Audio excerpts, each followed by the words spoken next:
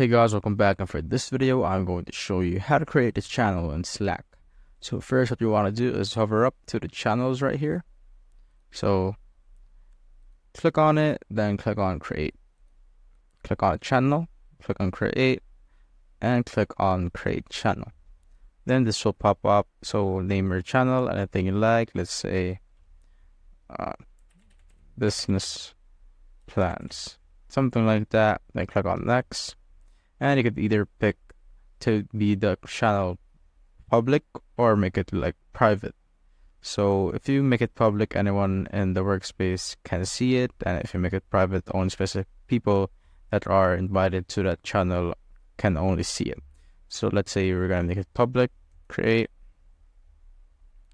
Here you could add all the members of the workspace or add some specific people, but for this I'll add all the members. So I'm just gonna click add, and boom, now it's all done. And that's it guys. If you have found this video helpful, simply leave a like below or subscribe because it helps reach more people. See you on the next one.